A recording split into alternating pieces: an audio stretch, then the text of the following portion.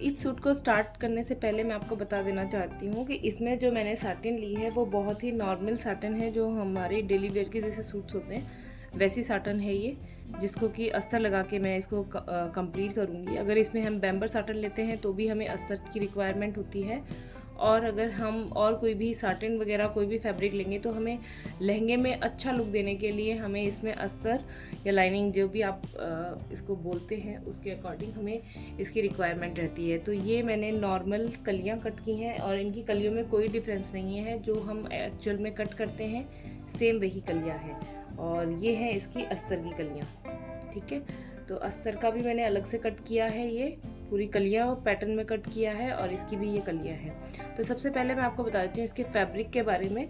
तो ये फैब्रिक आपको 4.5 से 5 मीटर के लगभग लेना है, क्योंकि हमारा जो नीचे का बॉटम होगा लहंगे का घेर यानी कि वो बहुत ज़्यादा एक्स्ट्रा होगा, तो उसमें मंगजी हमारी एक्स्ट्रा लगेगी।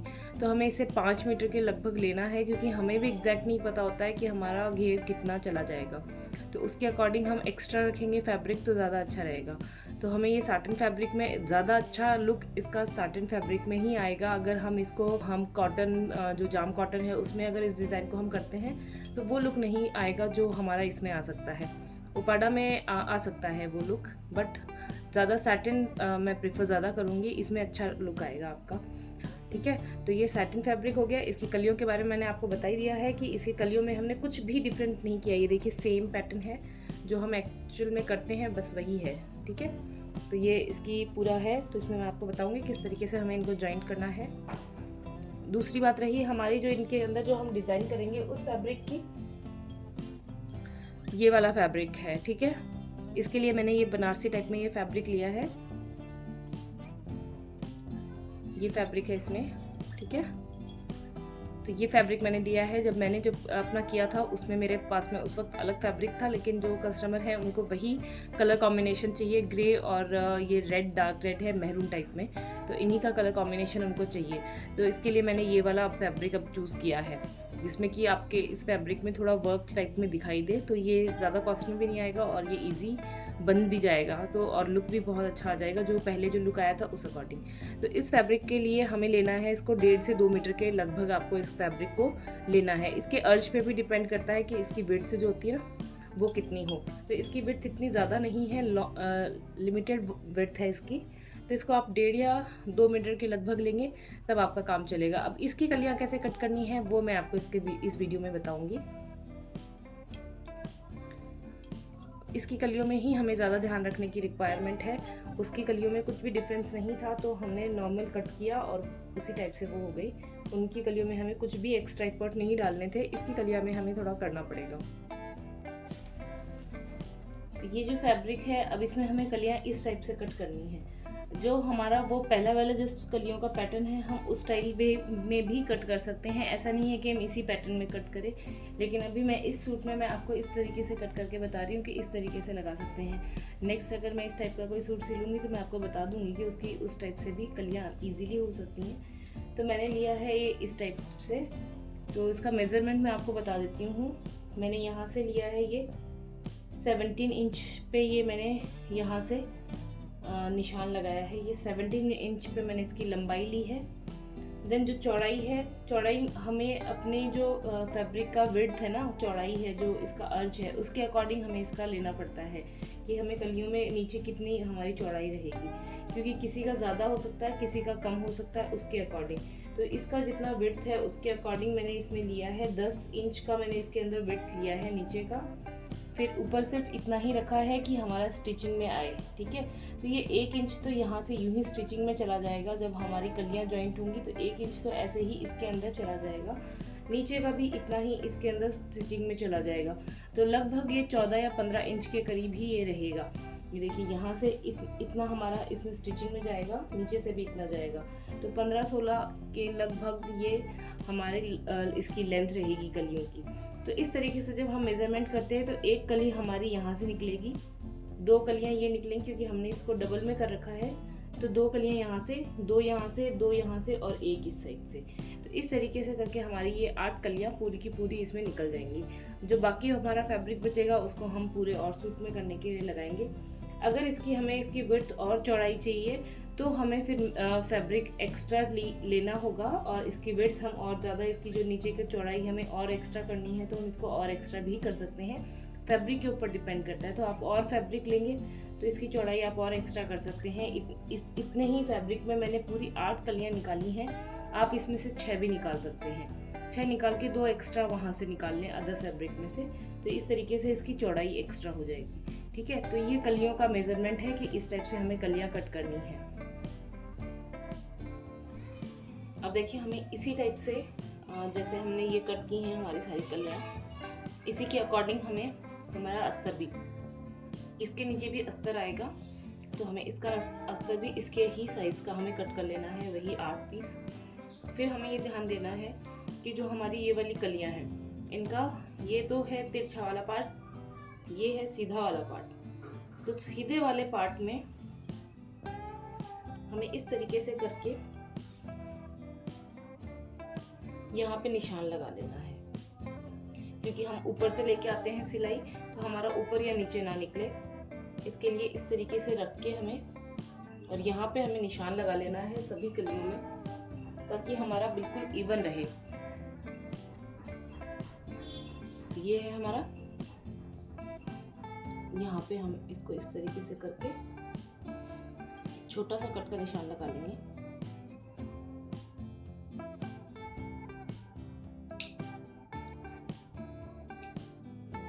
इस तरीके से हमें इसको कट के निशान रखना है कि हमारे यहाँ से ये स्टार्ट हो जाए। तो जिस तरीके से हमने यहाँ पे निशान लगाएंगे ना, अब ये तो हमारा पूरा हो गया कि हाँ हमने यहाँ पे निशान लगा लिया। ठीक है, ये हमारा था यहाँ पे। अब इसके बराबर में हमें यहाँ पे भी निशान लगाना है। ठीक है, दूसरी साइड में जो तिरछा वाला साइड है वहाँ, क्योंकि हमारा ये वाला पार्ट तो इतना ही है कि जहाँ से हम नीचे में कुछ एक्स्ट्रा नहीं निकलेगा, लेकिन जो तिरछा वाला पार्ट होता है जब हम कलियाँ जोड़ते हैं तो इसका नीचे एक आधा, जब हम इसकी कलियाँ जोड़ते हैं तो ये आधा इंच यहाँ से एक्स्ट्रा निकल जाता है ना, 1 या इंच, आधा इंच, किसी का ज़्यादा भी निकलता होगा। इसलिए तो या तो हमें इसको इतना छोड़कर ही हमें इस पे ऐसे मेजरमेंट लगा लेना है, यहाँ से और ऐसे। ठीक है, इतना छोड़कर और फिर हमें ये ऊपर की साइड में यहाँ पे निशान लगा लेना है। ठीक है, या तो ये करें या फिर उसके पूरा ऐसे देख के फिर करें। तो आप दोनों तरीके से, किसी भी तरीके से इस साइड में भी निशान लगा लें और इस साइड में भी, क्योंकि दूसरी साइड से भी जब वापस से आएगा तब हमें पता चलेगा कि जॉइंट सही है या नहीं। तो ये दोनों साइड में हमें निशान लगाना है। ठीक है, तो यहाँ पे भी मैं निशान लगा लूँगी।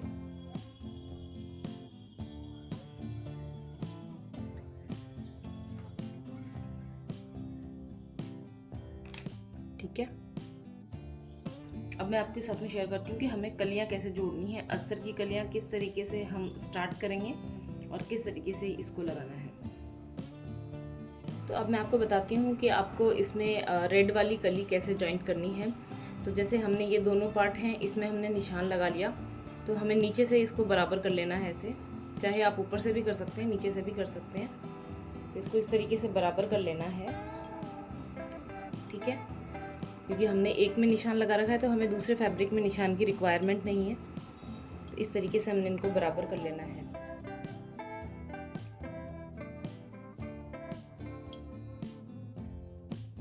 अब हमें इसका अस्तर वाला पार्ट लेना है और ये जो निशान हमने लगाया है यहाँ पे, इसके पास में यूँ रखना है। ठीक है, सबसे पहले हमारा ये वाला पार्ट आएगा, उसके बाद में हमारा कली का जो अस्तर वाला पार्ट है ये आ जाएगा यहाँ से।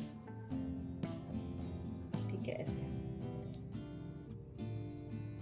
इस तरीके से। ठीक है, ये दोनों आए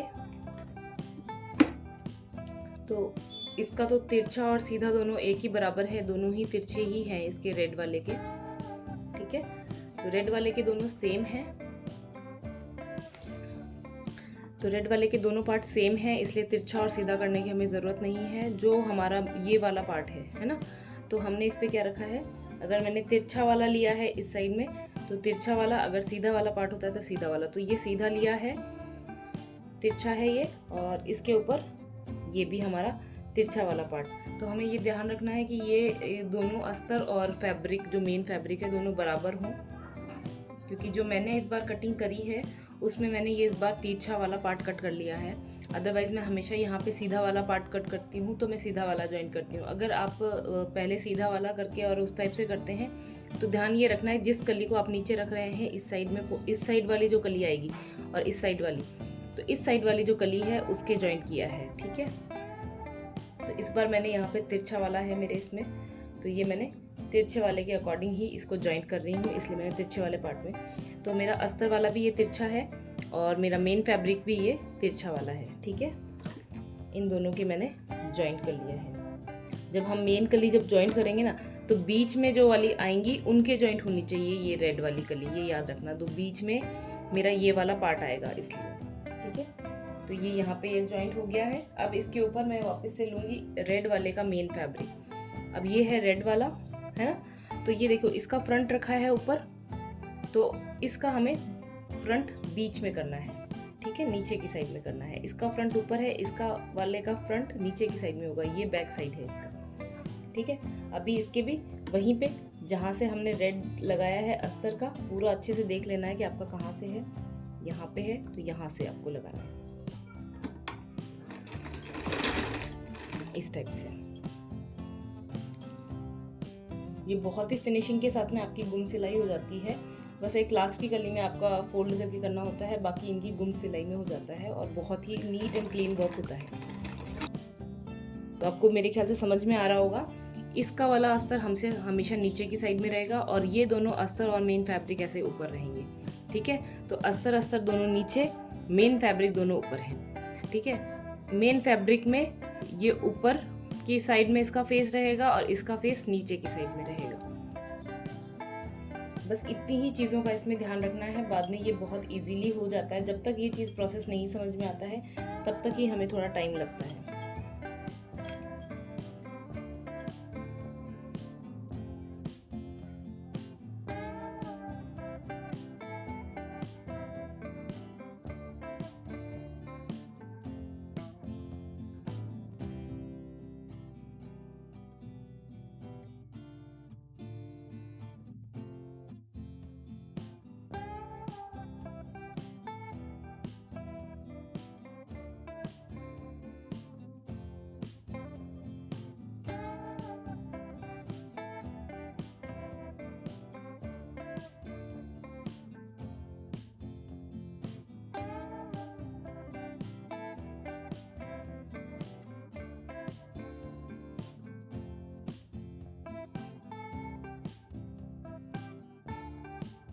इस तरीके से ये कली जॉइंट हो जाती है इसमें बिल्कुल इक्वली।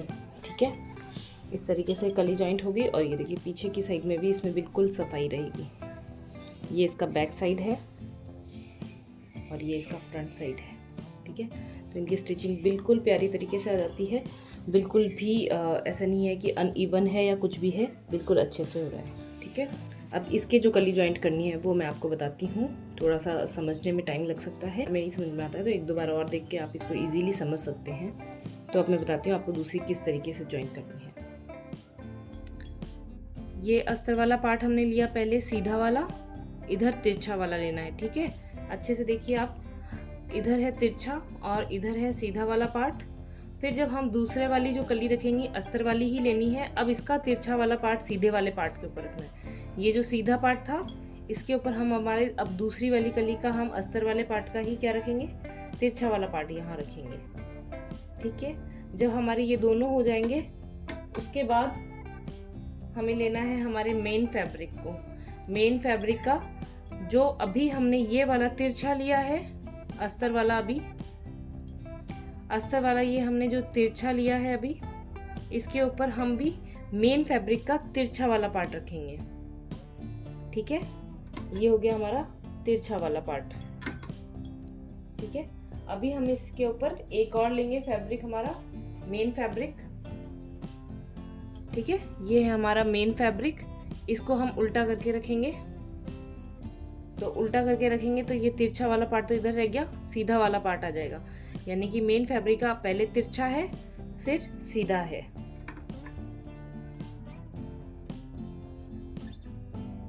ठीक है, आपको अच्छे से समझ में आ रहा होगा आई थिंक। ये देखिए पहले जो हमारी कली है जो हमारा अस्तर वाला फैब्रिक है इसका सीधा वाला पार्ट है इधर, ठीक है।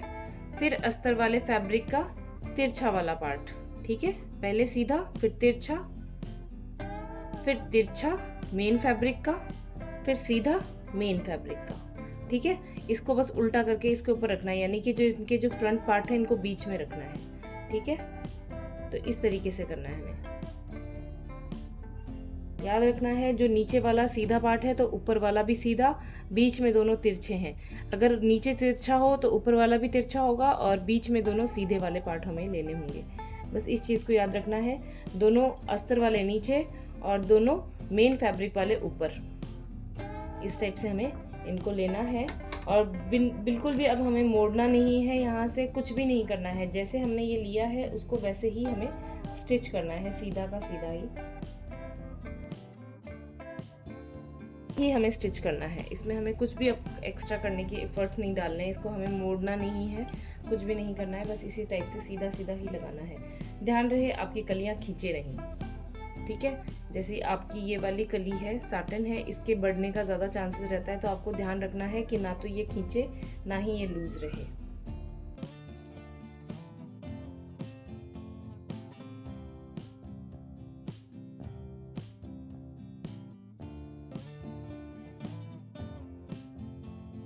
आपको मैं ये एक कली जो जॉइंट करके पूरी दिखाऊंगी कि किस टाइप से ये लगता है, और इसी टाइप से हमें पूरे लहंगे में जॉइंट करनी होती है।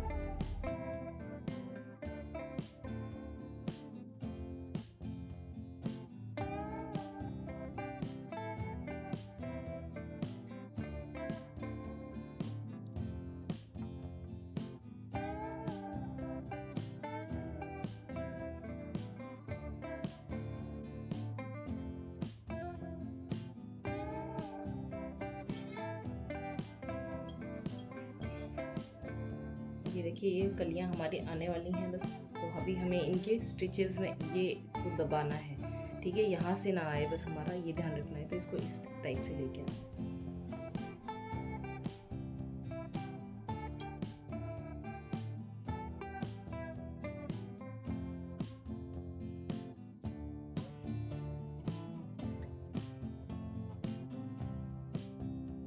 अब हमें क्या ध्यान रखना है, हमने जो स्टिचिंग करी है ना उसके ऊपर से आ जाना चाहिए, और साथ में हमें इसको इस तरीके से निकाल लेना है, और इधर वाला भी पोर्शन ऐसे आ जाना चाहिए, ठीक है। ऐसे इनको हमें इस तरीके से निकाल लेना है बाहर। पर पहले यहाँ से हमारा ये इसको सिलाई में लेना ज़रूरी है, अदरवाइज़ यहाँ से ये धागे निकले हुए या फैब्रिक दिखाई देगा। तो यहाँ से हमारा ये सिलाई जो है वो यहाँ से जाके इस साइड में डाइवर्ट हो जाएगी। अब ये ऐसे ना जाके इस साइड में डाइवर्ट हो जाएगी,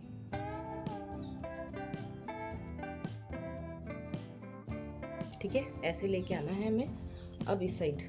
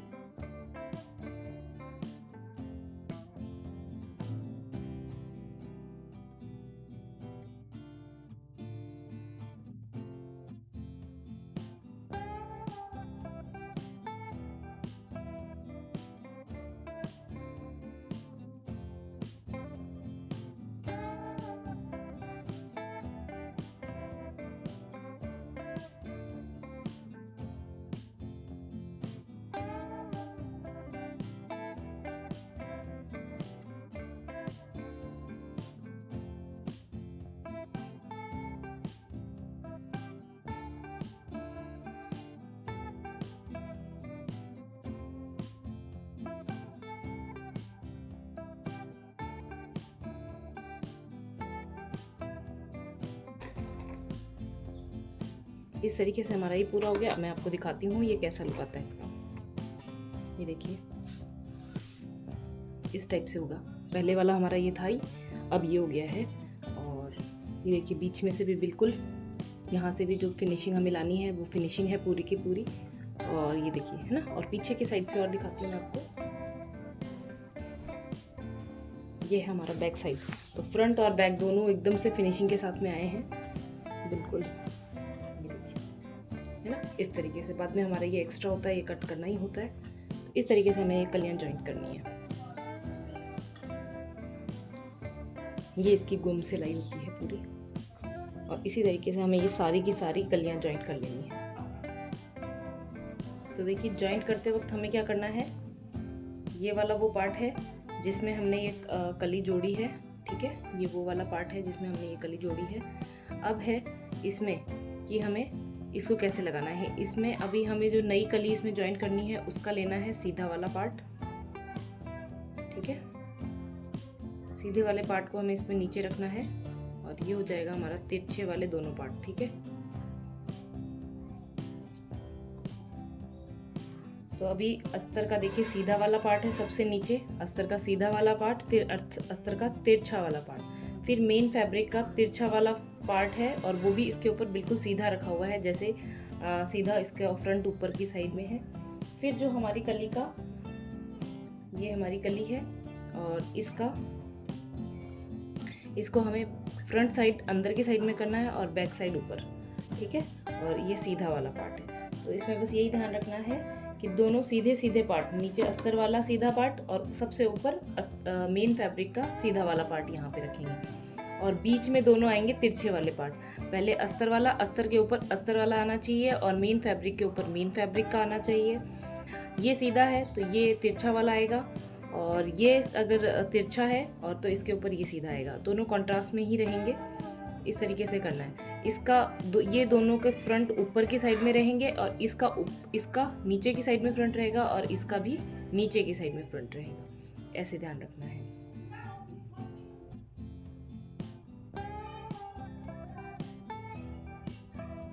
अब हमें इस टाइप से इसकी स्टिच स्टार्ट करनी है। यहाँ से किसी भी फैब्रिक को ज़्यादा ना तो खींचना है और ना ही लूज छोड़ना है। हम ज़्यादा खींचते हैं तो उसकी वजह से हमारे जो तिरछे वाले पार्ट में हमारे झोल आ जाता है। तो हमें बिल्कुल भी नहीं खींचना है, ये इसको भी बराबर रखना है और ना ही तिरछे वाले पार्ट को भी नहीं खींचना है।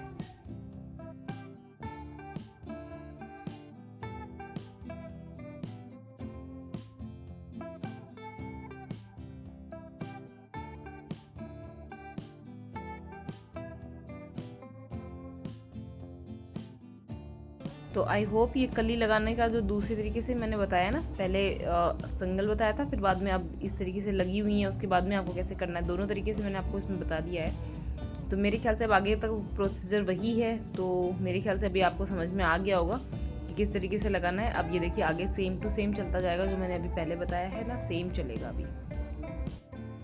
तो ये देखो हमारी सारी कलियाँ जोड़ने के बाद में ऐसा लुक आ रहा है, ठीक है। ये पूरा पूरा पूरा इस तरीके से लुक आ रहा है और इसमें बहुत ज़्यादा फ्लेयर है, नीचे घेर बहुत ज़्यादा हो जाता है क्योंकि एक्स्ट्रा हो गया ना, ये थोड़ा जो एक्स्ट्रा हमने कपड़ा लगाया ना उसकी वजह से। अब इसमें इसी तरीके से हमारी जो नीचे की मंगजी जो लगेगी ना वो भी एक्स्ट्रा लगेगी क्योंकि हमने ये डिज़ाइन और ऐड कर दी है, ठीक है। तो अब इसके अंदर मंगजी लगाकर फिर मैं और आपको दिखाती हूँ कि कैसा लगता है।